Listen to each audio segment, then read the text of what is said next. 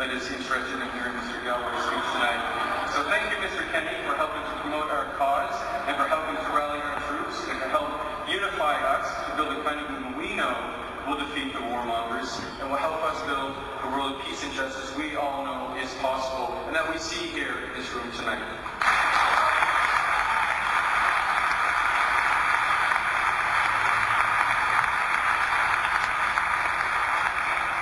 Our first speaker is somebody I'm sure all of you know. Rafik Ziada is an internationally recognized figure in the boycott, divestment, sanctions movement. She is a leading figure in the Palestine solidarity movement here in Toronto and across Canada, is a founding member of the Coalition Against Israeli Apartheid, is a member of Palestine House, and she is currently a PhD candidate in political science at York University. Please join with me in welcoming Rafik Ziada.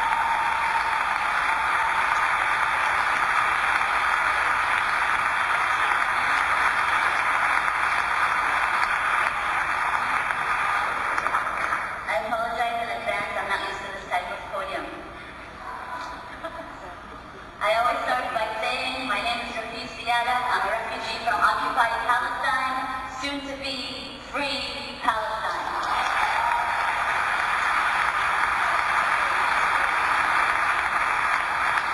And I wanted to start there because I think it's the story of Palestinian refugees and the Palestinian nation that is being silenced here today. And it's something I've had to live with my entire life. People looking straight into my face and saying, you Palestinians don't exist, you're not a people, you don't have a history. My own grandparents were kicked out of Palestine in 1948 and were slaughtered in refugee camps in Lebanon before they were ever able to return home. So just to say that the people who have survived checkpoints, apartheid law, refugee camps, any kind of weapon imaginable that the United States has ever made will not be scared by Kenny, by Harper, by Libni, by Netanyahu, by no power on earth.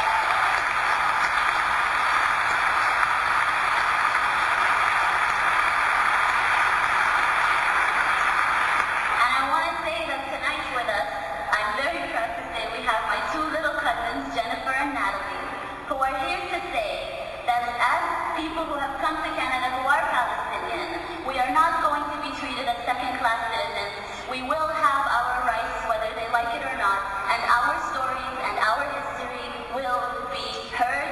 Israeli war crimes will be exposed, whether Galloway comes here or not, whether we hear him on the screen, whether they try to silence us or not, the stories will be heard. And the fact that this room is full is testament to the amazing work that organizers have been doing in the city to make this work happen.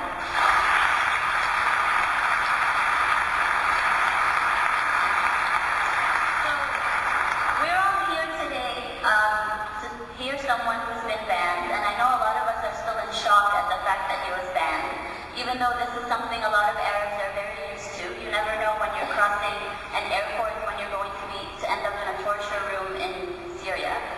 But we know that he was banned, and they gave us multiple reasons initially on why he was banned. First, we heard it was about his views on Afghanistan, and finally, he broke the siege on Gaza. That's the point. It's because of his views on Gaza and the final excuse we were given. So let's talk about this siege on Gaza.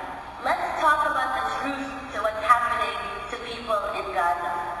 The fact that we have 1.5 million people in the world's largest open-air prison being starved, with the Canadian government being the first government to cut aid of the civilian population of Gaza. That is what Kenny is trying to uphold, and that's what he's punishing Galloway for taking ambulances to a people who are continuously bombed for 22 days by the fourth largest military in the world. That is why he's a threat to our national security, apparently. Because if you give Palestinians in Gaza food or medicine, apparently you're a threat to national security. Ironically, you're not a threat to the Israeli security, they let you through the border. And ironically, you're not a threat to US security, they also let you through the border. But here in Canada, I see that all of you are looking petrified at the fact that Galloway might come and speak to you about what he did in Gaza and the aid convoy that he took into Gaza. So breaking the siege is really his sin, which makes us wonder, why is Canada to speak about Palestine? Why is it that when I walk around York University campus, because I'm Palestinian, I'm hounded by about 6 males with cameras saying, "Are you a terrorist? Do you belong to a terrorist organization?" Because I happen to be one of the organizers of Israeli Apartheid Week. Why would a poster like this one be banned on Canadian university campuses? And why would Kenny, supposedly the Minister of Multiculturalism, decide to ban a poster that shows simply the truth, reality? There were 430 Palestinian kids that died in Gaza. They were targeted by Israel. And this poster was banned by 2 university administrations, both Carleton and the University of Ottawa. But worst of all, the Minister of Immigration and Multiculturalism decides to cut funding off of the Canadian Arab Federation. And I want to what he cuts funding for was ESL classes for new immigrants. That's who he's punishing. But essentially he's telling all Arab Canadians that you can no longer speak, you are no longer allowed to be part of this society if you criticize Israel. We will cut aid off of your organizations if you dare to speak. But speak, we will. They're not going to control us with this funding.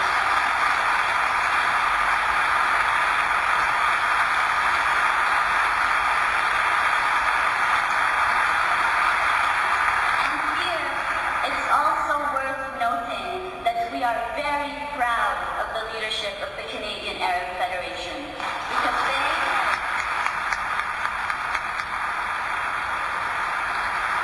because Khalid Muhammad dared to stand up when Gaza was being carpet bombed and the civilian population was being starved, to say the truth. And for that, we will continue to support him, no matter what Kenny said. He does not control us with the $2 million that he gives for the link classes. And we will fight to get this funding back. Because as I said earlier, they will not control us, they will not silence us, and we will not be treated as second-class citizens. We have a right to criticize Israel. There is nothing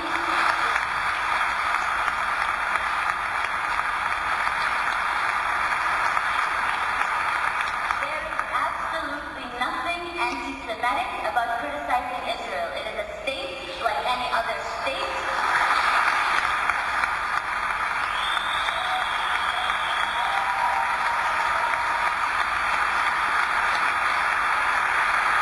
It is a state that is committing war crimes in the Gaza Strip and in the West Bank.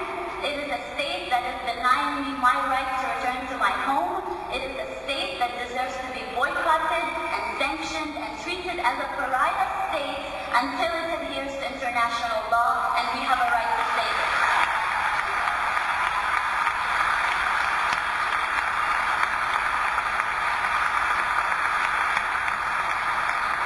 So from the banning of posters to issuing statements against Israeli Apartheid Week, which is essentially a lecture series that happens on university campuses. I mean, most of them are actually pretty boring lectures that happen. So from that to the cutting of funding from CAP, all of this is pointing to the fact that our movement is actually starting to really scare them, because we are telling the truth and they want to make sure to shut it down. So what we need to do is continue to organize and continue to work together as one movement. There isn't an anti-war movement against Afghanistan and an anti-war movement against Palestine. This is an attack against all of us. And it started on the campuses when they targeted Israeli Apartheid Week, and the next thing we saw, they were banning Galloway from coming. And the attack is continuing, and it will only stop if we work together.